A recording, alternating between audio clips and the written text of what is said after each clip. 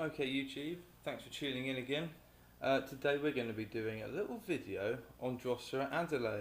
And this is my Drosera adelae that I grow at work. I've recently moved it back to the greenhouse outside, and it's produced lots and lots of little plantlets from the roots here and here and here. So what we're going to do is, and there's a big one here as well. So what I'm going to do is I'm going to unpot this, take all the old media out of it, and try and get some of these little plantlets off to propagate them, because I'm growing this in quite high light conditions, which is why it's got a really sort of coppery colour to the leaves. In lower light conditions this can get to be about a foot across, so I'd like to keep some of it in my current growing conditions, and perhaps with some of these plantlets experiments with different light levels. Now strangely enough, or luckily enough for this video, I've actually got all three of the genetic relations of this plant at home at the moment. I usually grow them further apart, so usually this guy's at work and my prolifera and schizandra are dotted around the house and out in the greenhouse. So we can actually bring all three of the sisters together for this video. Here's my Drosera schizandra. I'll bring him up. We're going to have to do a little video on this guy as well, because this little shoot here on the side is kind of being pushed up by the parent plant, so I need to take him apart and separate these guys so that hopefully we're not with two plants. Would be good, wouldn't it? So he's there. They look so different, but yet they're extremely closely related, and of course it still looks quite silly. My little tiny Drosera prolifera, which is an offshoot of one of the stolons from work. So there we have it. All three of the sisters of Queensland together, because these come from northeastern region of Australia, and they're tropical rainforest sundews, so they grow in a very small area near Hintbrook Island, I think, where they grow in sort of on the edge of the forest or in shady sort of like streams and creek beds and stuff. So they take a little type of, they're slightly different in their cultivation. They like to be kept warm all the time. They like relatively high humidity. Not Drosera schizandra. This guy likes high humidity but cool temperatures, otherwise he starts to sulk. I keep him on a north-facing windowsill with a little cut-off plant pot. Something really simple. Just literally just this. It's the top of a I don't know, what is it, a 4 litre, 2 litre drinks bottle I've just cut off, and he just sits over the top like that. So no direct sunlight, it's kept nice and cool, and we keep the humidity up by just popping him on there like that, and that works really, really well. Drosera prolifera on the other hand, I don't see what all the fuss is about. I don't have an issue with this guy. I've got a large parent plant which you can see makes up the banner on my YouTube channel. I was on the far right hand side, which is what this guy was taken off of, and they produce plantlets, they flower and produce plantlets all over the place. And so I've just cut one off, potted him up in here, and hopefully in 8 months time next year he'll start to produce stolons, and I'll get loads of little plantlets growing out of here so I can propagate them, pass them on to other growers, sell them, I don't know yet. So what we're going to do is start by taking this guy apart. Now this is going to be sticky, because he is very, very dewy. Oh, these guys also produce huge plants, huge roots, really, really long.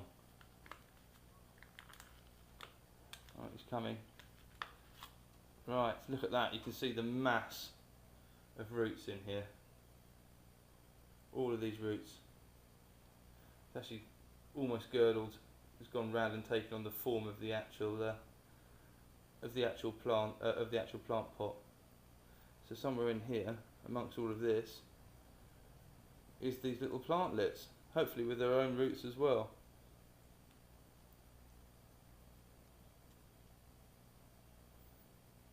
So it'd be nice to do this without disturbing the parent plant too much, because this is just growing straight off of these roots here. What I'm going to do is tease out as much of these roots from this, because this is growing off of this root. It's connected to a root attached to the mother plant, and that's produced its own roots which go down here. So I'm just going to pull some of these out. Go long. This is just growing in pure long fibre sphagnum moss. What I'm trying to do is get some of these out without causing too much damage to them. There's going to be some, there's no way of doing this without causing a small amount of damage. But we want to just try and minimise it where possible. That is all the roots off of that plant there. What I'm going to do now, get my sterilised snips, and I'm going to come in here and just cut him off of the parent plant. So there we go, there's one, and roots in tow. Pop him over there. Let's see if we can find another one. There's another couple here. You can see where it's in higher shade, there's actually some green leaves here, next to the bright red leaves, which they get from higher light conditions. So I think these are the roots here. I'm just going to try and tease these out very gently. Even these plantlets, this little plantlet here on the side is actually attached to this guy. So it's almost like a weed. Very few roots on that guy. I don't think there's much chance of him surviving. Oh, it's just so sticky. There we go. Right. Once again, just being careful, just trying to tease these roots out.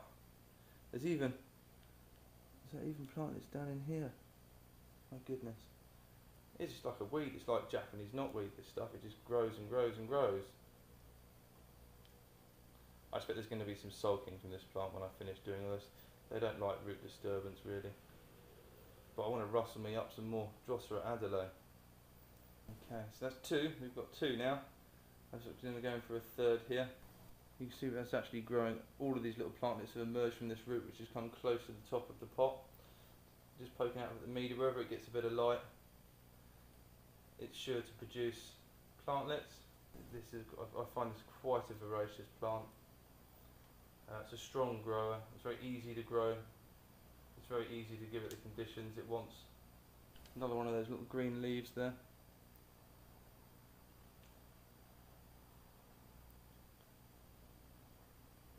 Just teasing another one of these little plantlets out here.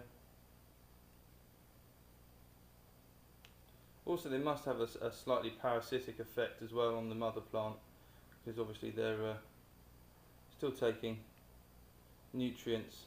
Some of these small ones will still be taking nutrients, sharing a vascular system with the mother plant.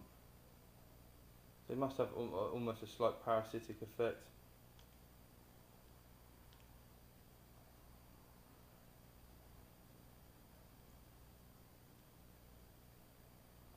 Some of these are buried deep inside the media. Sometimes this goes all the way down here, all the way around the pot. There we go. Right, the last one. Well, the last one I'll be taking out of this today. Okay, so we've got our little plantlets. Here are the square little 4-inch pots, 3-inch pots, whatever they are, that I'm going to be using. Just put a little bit of sphagnum moss in the bottom. Pat it in. Grab one of the little plantlets with its root system all hanging down. It's quite an extensive bit of root system really for such a tiny plant. Pop him in the pot, like that. Keep him pinched at the top. There's a new leaf coming out there. And then just grab small handfuls of sphagnum moss and just push it in around the little plantlet like this, feeding it in and just gently tamping it down so that leaf doesn't get caught. There we go. And just keep doing it. These guys will grow in anything. I also grow them in peat perlite mix. I've grown them in this live sphagnum moss, this dead sphagnum moss, but I often top dress it in the garden, in the greenhouse with a little top dressing of live sphagnum moss.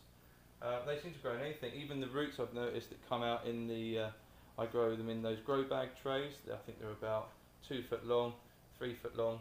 Grow bag trays with about 1 inch of water in the bottom, and the roots that come out the bottom of these pots will also produce plantlets just in the water, so it just seems to just grow. It's almost a weed really, it just grows in anything.